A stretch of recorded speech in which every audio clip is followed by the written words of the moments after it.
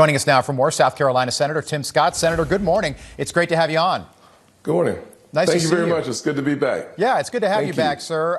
Politicians typically go to Iowa when they're running for president. The AP had some reporting about this over the weekend that they expect a new wave of GOP candidates to join the campaign very soon. When does exploratory committee shift to I'm running for president? I will say without question that my Faith in America tour that has led to the exploratory committee has been very impactful. I've learned that people are truly hungry for an optimistic, positive message as long as it is anchored in conservatism. That is the primary key. I'll say without any question, we continue to look at the blueprint for how to ruin America being posted by President Biden and the radical left. There's a reason why patriotism is down and attacks on religious liberty is up. The radical left has simply zeroed in on the foundation of this nation. One of the things I continue to hear from voters across the country is the importance of telling the truth, that we should celebrate our founding fathers and the Judeo-Christian foundation of this nation, not cancel it. Okay, and Senator, if you were to make a formal announcement, when do you expect that would be? You know, as I continue on the tour, one of the things we continue to look for is to make sure that we're building momentum. So far, so good. I would think that a decision would be coming sooner than later. But so far, I'm excited to hear the American people do have a desire for that positive, optimistic message that we continue to share with them wherever we go. And you were well received out there in Iowa over the weekend. Tomorrow, Joe Biden reportedly going to announce that he's running for president again. He's going to release a video at some point tomorrow morning. This on the heels of that NBC News poll over the weekend. 70% of voters do not want Joe Biden to run again. Age could be a huge factor in this election. How big a problem is this for Democrats? I think it's a huge problem, but age is not the problem from my perspective. It's incompetence. Literally the blueprint for ruin America that is being created by Joe Biden and the radical left. They attack our education system. This is the president that wants to cancel charter schools. Every single parent I know loves their kids more than big labor unions in education, more than anyone else, and yet they're being excluded from the conversation.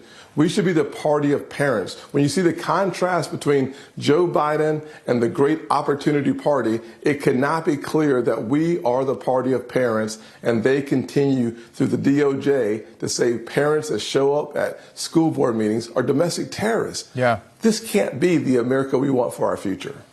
80 years old, sir, the oldest president in American history. You don't think that age, he would be 82 come election day if he were the Democratic nominee. You don't think age is going to be an issue in 2024? You know, I refuse to allow age to be his issue. His incompetence is his issue. I refuse to give him an escape route on why he is not succeeding. He is not succeeding because after 50 years in Washington, he goes wherever the radical left wind blows. Yeah. And that has punished the American people. Yeah, and it's not, I should say, it's not age as a chronological issue. It's not that he is 80 years old. There are plenty of 80-year-olds that still have all their marbles. The accusation is basically that maybe the cheese is starting to slip off the cracker cognitively when it comes to President Joe Biden.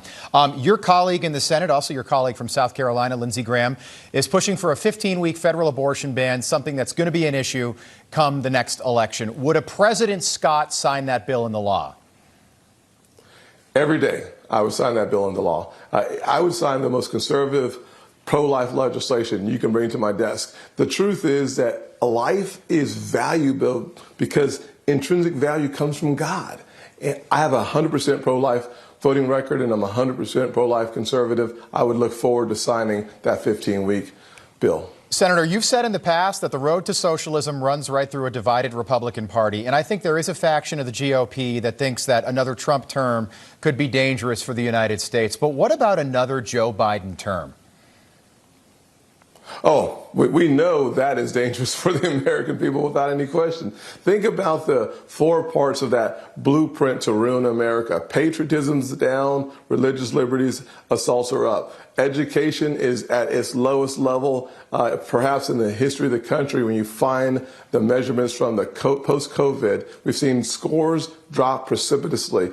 Our economy, we're facing 16% inflation since he's become president, and every county in America is a border county. This president has allowed our border to be unsafe, wide open, and unsecured. We cannot allow for 70,000 more Americans to lose their lives because of Mexican cartels bringing fentanyl across our border and 6.3 million illegal crossings. Unbelievably terrible performance. Yeah. We don't need 4 more years of Joe Biden. All right, Senator Tim Scott, thanks so much for being with us this morning. We look forward to having you back, especially if you do decide to get into this race. Senator, thank you. God bless you. Thank you so much. Okay.